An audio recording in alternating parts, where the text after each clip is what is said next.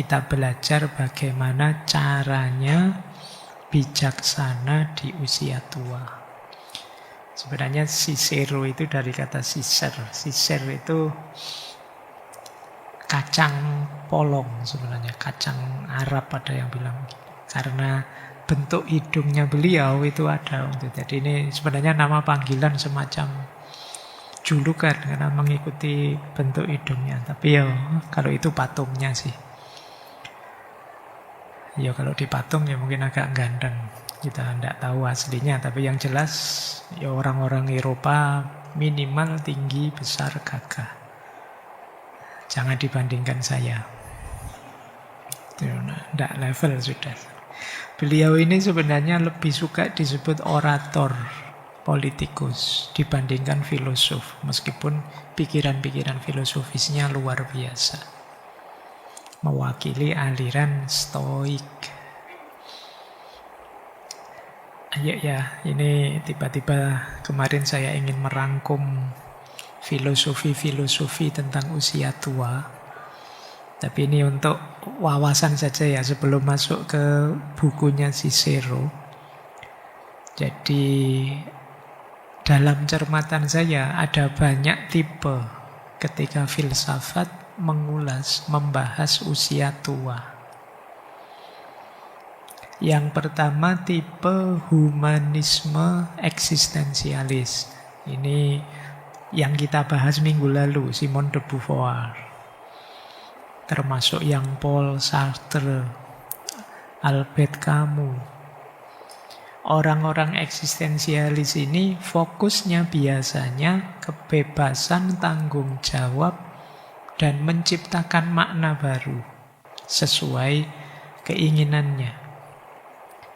Maka menurut orang-orang eksistensialis, usia tua inilah kesempatan untuk menciptakan makna baru, meskipun ada keterbatasan fisik.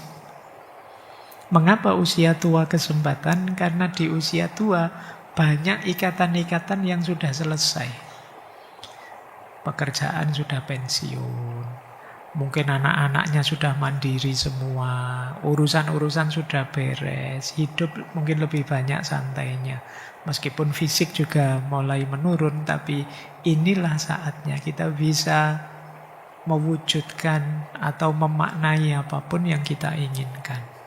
Maka di situ usia tua jadi berharga. Kayak kalian ini kan masih banyak keterikatan. Masih mikir skripsi, kuliah, bayar, besok bisa nikah apa enggak, pasanganku siapa, itu pikiranmu kan masih bulat di situ. Tapi kalau sudah tua usia selesai sudah. Sudah mulai bisa mengungkapkan, mengekspresikan apapun yang diinginkan. Tanpa terlalu banyak mikir resiko apa saja. Kenapa? Ya, karena sudah ngerti segalanya. Sudah mengalami macam-macam. Nah, ini gaya eksistensialis. Jadi saatnya eksis yang lebih longgar itu justru di usia tua. Meskipun ada keterbatasan fisik tertentu. Baik, ya beliau orang-orang humanis eksistensialis ini ya berkaryanya bahkan sampai usia tua. Menulis, kemudian aktivis ini, aktivis itu banyak yang di usia tua. Kemudian yang kedua ada aliran Stoik, seperti malam hari ini. Jadi kemarin kita membahas aliran humanisme, sekarang bahas aliran Stoik. Kalau orang-orang Stoik lebih melihat usia tua itu bagian dari fase hidup alami. Jadi wajar saja orang bisa tua. Ya memang manusia itu begitu. Dan kita tidak akan bisa mengendalikan itu.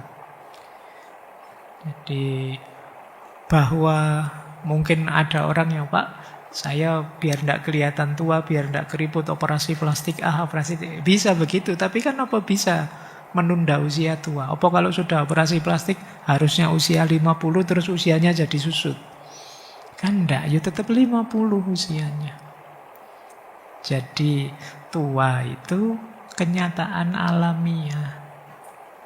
Tidak ada orang bisa menolaknya. Orang bisa menjaga kulitnya tetap mulus, menjaga semangatnya tetap segar, tapi kan tidak bisa mengingkari fakta bahwa aku sudah tua. Saya misalnya orang menyebutnya, wah Pak Faiz itu awet muda ya. Padahal mungkin salah kalimat saja, sebenarnya bukan awet muda, awet kecil. Ada bedanya antara awet muda dengan awet kecil. Kalau dicermati ya sudah mulai keriput, mulai itu. Jadi tapi ya tetap tidak bisa mengingkari fakta, sudah mulai menua. Jadi ini kenyataan alamiah. Maka di Stoik lebih difokuskan, yuk kita terima kenyataan itu dan kita nikmati. Mari kita urusi yang bisa diurusi, yang bisa kita kendalikan. Wah sekarang sudah tua, tidak kuat ngangkat-ngangkat, ya jangan ngangkat-ngangkat, kan gitu aja. Sekarang sudah tua, tidak bisa ini, tidak bisa itu, ya jangan dilakukan. Lakukan yang memang dalam kuasa kita sebagai orang yang sudah tua. Nah ini gaya Stoik. Agak beda dengan gaya Epikureanisme, Epikuros dan kawan-kawan. Aliran yang orang menyebutnya hedonisme kuno. Jadi mereka ini fokusnya gimana caranya hidup senang, hidup bahagia. Yang mereka simpulkan ternyata cara hidup bahagia itu hidup yang sederhana saja. Tidak perlu berlebihan, kemudian terbebas dari rasa takut. Sehingga mereka menyimpulkan justru di usia tua lah kita bisa hidup lebih bahagia. Karena orang tua itu biasanya keinginannya macam-macam, mulai banyak susut. Sehingga kita bisa hidup simple saja. Tidak kepingin makan ini itu karena keterbatasan giginya, keterbatasan penyakitnya. Tapi itu justru lebih simple. Jadi mikirnya tidak jelimet. Kayak kalian ini masih muda, mau makan saja kan milih. Ini ya, apa itu ya, warung ini apa itu, kan gitu. Pilihannya banyak, tapi begitu sudah tua, tidak bisa, sudah itu tidak masuk pertimbangan. Bisa nih ya cuma ini, tahu, tempe misalnya. Jadi justru lebih gampang untuk puas, merasa bahagia. Maka di orang Stoik, orang tua itu saatnya bahagia. Saatnya menghabiskan waktu dengan sahabat, dengan momen-momen sederhana, momen-momen kecil untuk menikmati hidup. Nah ini gaya Epikurean. Nanti ada gaya Konfusianisme, Konfusius, Mencius. Ini seperti minggu lalu. Ini kelompok yang menganggap usia tua adalah masa ketika kita berharga. Karena kita berposisi sebagai yang lebih punya pengalaman hidup. Wawasannya lebih luas. Maka saatnya jadi tumpuan pertanyaan, tumpuan nasihat. Ini Konfusianisme. Ada lagi Taoisme. Kalau di Taoisme, usia tua adalah saat kita untuk kembali menuju harmoni dan keheningan, mengurangi ambisi, hidup selaras dengan alam. Ini gaya Taoisme. Nanti ada gaya Buddhisme, Siddhartha Gautama. Tua adalah masa yang mengingatkan kita untuk segera melepaskan keterikatan. Jadi saatnya kita bergerak menuju spiritualitas, kedalaman diri. Jadi diingatkan untuk segera sadar bahwa saatnya sudah tua, sebentar lagi akan berangkat. Maka mulai menuju spiritualitas diri. Ini gaya Buddhisme. Ada lagi kalau filsafat Islam, misalnya Imam Ghazali dan juga Ibnu Miskaweh. Tua berarti fase di mana kita panen amal, buahnya perbuatan kita itu akan kita panen di usia tua. Apa yang kita lakukan di usia tua, di usia muda, panennya di usia tua. Jadi Tua berarti fase apa? Fase kita merasakan, fase rasakno hasil perbuatanmu. Kalau kamu baik, ya kamu panen kebaikan. Kalau kamu buruk, panen keburukan. Itu usia tua. Dan saatnya mendekat kepada Allah. Kemudian ada lagi ada bidang namanya gerontofilosofi, filsafat tentang ketuaan. Itu misalnya Martha Nussbaum, Harry Moody, itu yang lebih luas membaca usia tua itu. Sisi sosial, politik, budaya. Bagaimana orang tua harus kita siapkan arena yang ramah untuk mereka. Bagaimana keputusan-keputusan politik, kebijakan-kebijakan politik tidak mengabaikan kepentingan orang-orang tua dan lain sebagainya. Ini kajian-kajian terbaru. Baik ya, kalau yang tertarik dengan tabel ini ya nanti silahkan digali satu-satu. Itu sudah bisa jadi 10 disertasi. Kalau mau. Ini temanya menarik, tinggal kalian cari lapangannya untuk membahas itu. Oke, baik ya. Karena saya tahu ini mungkin mahasiswa-mahasiswa, mungkin beberapa mahasiswa baru juga. Biar semangat. Ya, sekarang kita bahas buku tentang usia tua dari Cicero. Bukunya judulnya De Senectute. Ini kalau diterjemahkan ya sebenarnya tentang usia tua. Ini menarik. Buku ini ditulis oleh Cicero setahun sebelum dia meninggal, tahun 43 sebelum Masehi. Cicero ini kan meninggalnya ya dihukum mati sebenarnya. Karena biasa kan politik. Begitu ganti penguasa, sementara penguasa yang baru menganggap dia musuh, ya dia akhirnya dieksekusi juga. Ini tahun ini ketika dia meninggal itu era ketika Julius Caesar Romawi baru saja dibunuh. 44 sebelum Masehi.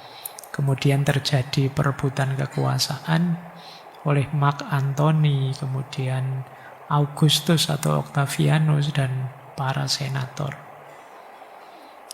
Usianya Cicero saat itu sekitar 62 tahun. Dan dia sudah pensiun sebenarnya. Tidak ingin aktif lagi, tapi situasi politik membuat dia terlibat lagi, kemudian berakhir dieksekusi.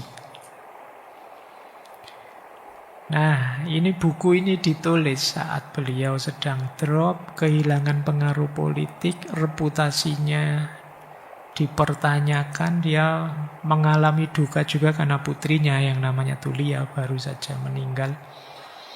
Disitulah kemudian mulai mempertanyakan makna hidup yang lebih sejati, yang tanpa kekuasaan, kemegahan, kekuatan fisik. Terus lahir antara lain buku ini, De Senectute. Buku ini semacam nasihat ya. Sebenarnya untuk dirinya sendiri, meskipun beliau niru Plato. Plato itu di beberapa bukunya kan menulis terus sebenarnya pikirannya Plato, tapi atas nama gurunya Socrates. Sehingga orang sulit sekali membedakan ini sebenarnya pikirannya Socrates atau Plato. Karena Plato meminjam gurunya untuk menjelaskan gagasan-gagasannya. Nah, di buku ini Cicero juga begitu. Dia meminjam Cato. Jadi Cato ini tokoh tua yang bijaksana saat itu. Ya, di buku De Senectute ini ada obrolan antara Cato dengan dua anak muda. Namanya Scipio dan Laelius. Nah, jadi Cato ini filosofnya, orang tuanya yang menjelaskan pikiran-pikirannya Cicero. Isinya dialog. Nah, silakan. Kelihatannya bukunya juga sudah diterjemah. Mungkin teman-teman juga sudah banyak yang punya bukunya, meskipun mungkin belum dibaca. Atau sudah dibaca tapi tidak paham. Biasa kalau baca buku filsafat kan gitu ya, dapat halaman 1, halaman 2, terus ya menguap. Menguap sak pikiran-pikirannya. Oke, kita malam hari ini ngaji ya, cuma bukan ngaji kitab kuning, ngaji kitabnya Cicero. Bismillah, kita awali. Ini ada kalimat menarik dari Cicero. Kalimat ini terkenal sekali. Dum spiro, spero. Ini bahasa Latin ya, bukan bahasa Jawa. Bahasa Jawa didum separuh-separuh gitu ya. Ya, dum spiro, spero. Jadi selama masih bernafas, aku akan tetap berharap. Selama aku bernafas, aku berharap. Ini kalimat ini maknanya dalam ya. Jangan sampai putus asa. Jangan sampai hilang harapan. Selama kita masih bernafas, harapan akan selalu ada. Segala sesuatu masih mungkin terjadi. Maka jangan merasa drop, jangan merasa down, apapun situasinya. Mungkin segalanya memburuk sampai membuat kita susah bernafas. Tapi selama kita masih bernafas, harapan itu masih ada. Mungkin hari ini keluhan kita banyak sekali, problem kita banyak sekali. Mulai problem One Piece lah, problem ijazah, pajak lah, kita rasanya urip kok abot men ya. Apapun beratnya beban hidup ini, selama masih bernafas, harapan itu masih ada. Maka dum spiro spero. Ini kalau meminjam bahasa agama, selama kita masih bernafas, jangan putus asa. Mungkin kalau dikalkulasi rasional, daya kita, kemampuan kita terbatas untuk mengatasi semua masalah kita, tapi kita punya Tuhan, kita punya Allah. Kalau Allah menghendaki, apa sih yang tidak mungkin? Jadi ini pesan ya untuk kita semua. Ya bolehlah nanti dibikin stiker apa-apa kamu tempel di kamarmu ya. Kalau habis dimarahi dosenmu apa dicoret-coret skripsimu itu, jangan putus asa. Selama masih bernafas, masih ada harapan. Tidak ada yang boleh membuat kita putus asa. Oke, baik, kita mulai ngaji. De senectute. Saya awali dari sini, memaknai usia. Kata Cicero di bukunya, ini menggunakan mulutnya Cato. Mereka yang dalam dirinya kekurangan sarana untuk menjalani hidup yang terberkati dan bahagia akan mengalami usia manapun sebagai sesuatu yang menyakitkan. Tapi bagi mereka yang mencari hal-hal baik dalam dirinya, apapun yang diberikan oleh alam kepadanya tidak akan merasa susah. Pengalaman menua adalah contoh terpenting dalam hal ini. Ini saya jelaskan dulu ya, kalimat-kalimat awal. Jadi, apakah usia tua itu sesuatu yang menyedihkan atau menyenangkan? Itu sebenarnya masalahnya tidak pada usia tua itu sendiri, tapi pada cara pandang kita. Jadi pada diri kita sendiri, tidak di luar diri. Sering saya sampaikan manusia itu makhluk yang senantiasa memaknai. Hal yang sama mungkin dimaknai seseorang sebagai sangat positif, tapi dimaknai yang lain sebagai negatif. Itulah makna, termasuk usia tua. Ada yang, aduh Pak, kalau bisa saya muda terus, jangan tua. Ada yang, saya ingin cepat besar Pak, saya ingin cepat dewasa Pak, cepat tua. Ini yang disebut kuncinya ada di makna, tidak di fakta. Jadi manusia itu jarang yang berhenti di fakta. Biasanya dia selalu lanjut ke makna. Ya. Misalnya, saya datang agak telat tadi 10 menit. Itu kan faktanya sebenarnya cuma saya telat 10 menit. Tapi maknanya di isi kepala kalian masing-masing itu bisa beda-beda. Ada yang, wah ternyata katanya harus on time, menghargai waktu. Pak Faiz ternyata enggak juga. Ada yang baca itunya. Ada yang, alhamdulillah Pak Faiz enggak on time, saya enggak terlalu kesusu-susu, jadi santai saja. Maknanya bisa beda-beda. Faktanya sama. Usia tua juga begitu. Jadi tergantung dirinya. Kalau orang cara pandangnya positif, bahkan hal-hal yang negatif bisa dibaca positif. Dia tidak akan merasa susah. Jadi bagi mereka yang mencari hal-hal baik dalam dirinya, apapun yang diberikan oleh alam padanya, dia tidak akan susah. Jadi kita mengalami apa saja, itu bisa kita maknai positif, bisa kita maknai negatif.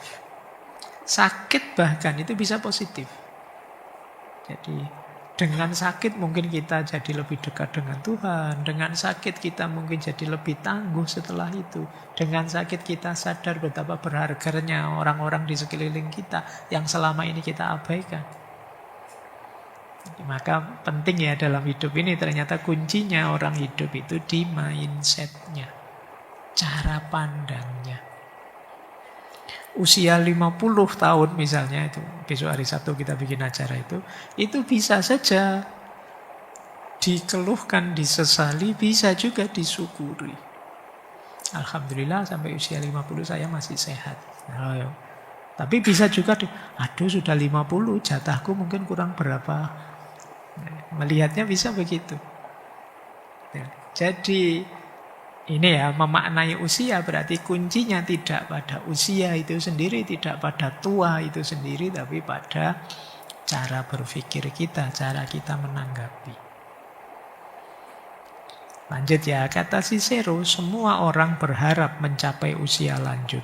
Tetapi ketika usia lanjut itu datang, kebanyakan dari kita mengeluhkannya. Orang bisa sedemikian konyol dan tidak konsisten. Jadi ada orang itu yang nyari enaknya saja atau nyari jeleknya saja. Wah ini kalau saya sudah pensiun rasanya enak ya, bisa santai-santai, tidak dikejar-kejar deadline kerja.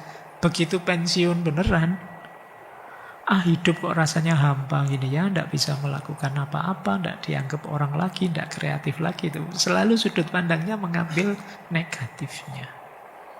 Padahal dulu didamba-dambakan. Begitu ngalami beneran kok malah drop. Enak rasanya ya kalau punya pasangan gitu. Apa-apa bisa berdua, bareng, tidak sendirian. Begitu punya pasangan, aduh jadi tidak bebas. Apa-apa harus. Karena kita sering begitu. Kita selalu ngambil sudut tidak enaknya. Dan kesitulah pikiran kita menuju. Padahal enaknya juga kita alami. Tapi tidak pernah kita anggap. Kita hanya melihat negatifnya.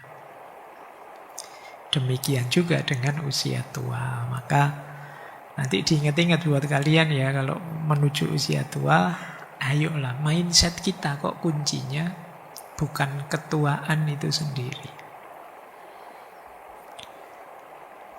Cicero melanjutkan begini. Kalau menjadi tua memang masalah sesungguhnya, maka masalah yang sama akan menimpaku dan semua orang tua yang lain. Padahal aku kenal banyak orang yang menua tanpa mengeluh, yang tidak kehilangan gairah sensual. Gairah sensual itu kenikmatan fisik ya. N bukan X. Ya X-nya termasuk sebenarnya. Juga tidak diterlantarkan oleh sahabat-sahabatnya. Lagi-lagi keluhan macam itu terkait bukan dengan perkara usia, melainkan perkara karakter. Jadi memang ya karakter orangnya saja sih yang mudah mengeluh, melihat negatifnya saja. Lagi-lagi keluhan-keluhan semacam itu ya terkait bukan perkara usia melainkan perkara karakter. Orang-orang tua yang cukup waras, yang tidak mudah marah, yang ramah akan menanggung pengalaman menua dengan baik. Akan menganggap tua itu anugerah. Tapi sebaliknya mereka yang kejam, mudah marah, tidak bahagia, ya mereka akan tidak bahagia pada setiap masa hidup mereka. Jadi karakternya orang saja sih. Kalau orangnya rela, ridho, ikhlas, mudah menerima apapun situasi kondisinya, ya dia akan bahagia. Tapi kalau orangnya penuntut dan pengeluh, apapun situasinya dia tetap akan menuntut dan mengeluh. Sudah diberi kenikmatan apapun akan tetap mengeluh. Kuncinya memang di karakter. Ada kalimat ini yang agak keras. Usia lanjut memang tidak akan terasa ringan kalau orang yang bersangkutan miskin. Loh, ini kan jujur. Bahkan orang bijak sekalipun, meskipun sebijaksana apapun, kalau miskin ya abot. Ya. Jadi kata Cicero begitu. Tapi sekaya apapun, kalau orangnya sendiri bodoh, semua uang di dunia tidak akan membuat pengalaman menua terasa mudah. Ya, diperhatikan titik kuncinya ini. Jadi iya sih kalau miskin soro sih memang berat hidup ini. Tapi jangan dikira solusinya hanya uang saja. Karena apa? Bahkan kombinasi banyak kekayaan, tapi kalau plus kebodohan, itu jauh lebih berat. Jadi kalau bisa ya kaya plus bijaksana. Miskin plus bijaksana berat memang. Oke ya. Tapi di bawah itu ada kaya tapi bodoh. Ini lebih berat daripada miskin tapi bijaksana. Ya.